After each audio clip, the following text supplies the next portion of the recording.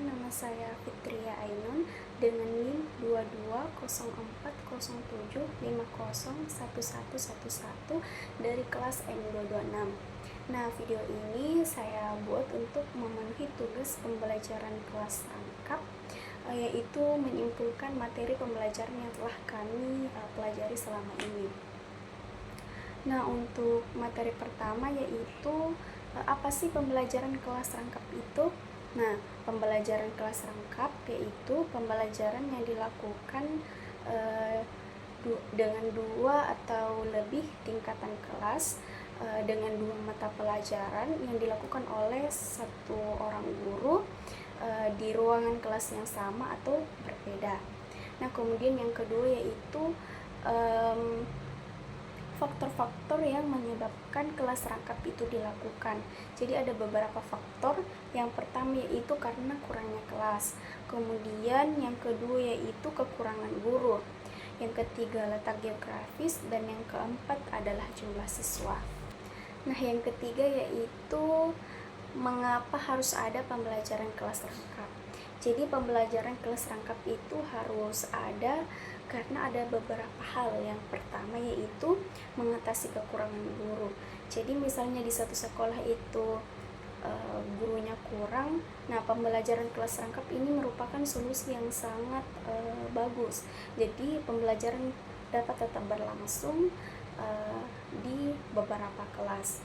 Yang kedua yaitu meningkatkan sikap dan pengalaman siswa dalam kelompok-kelompok umur yang berbeda.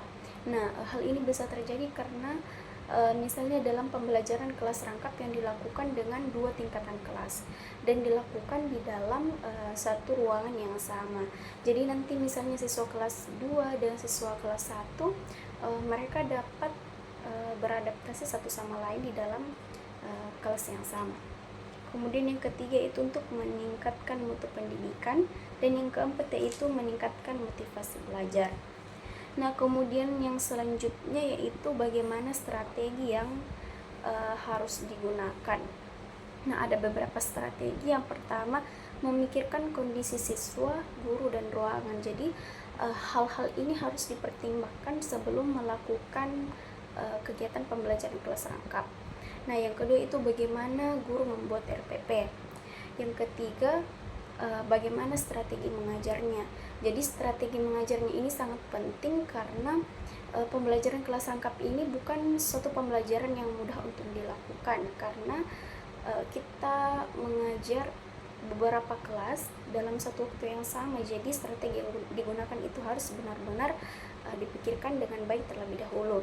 Nah, yang terakhir yaitu bagaimana mengelola siswanya. Nah, di sini juga sangat penting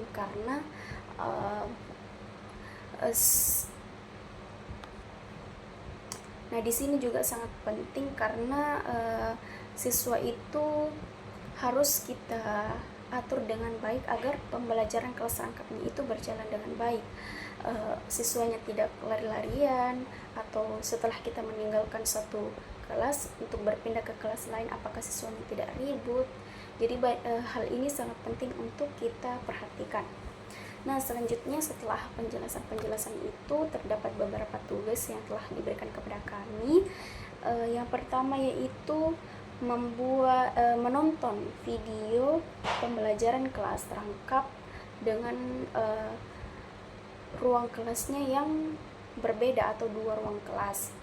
Nah, di sini kami sudah menonton videonya, saya sudah menonton video tersebut. Nah, setelah itu kita disuruh untuk menjelaskan bagaimana isi dari video tersebut, bagaimana step by step yang dilakukan dalam proses pembelajaran kelas rangkap dengan modul pembelajaran dua kelas yang berbeda. Nah, selanjutnya membuat RPP,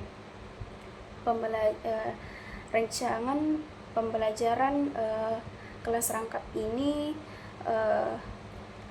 Bagaimana kami disuruh untuk membuat RPP tersebut.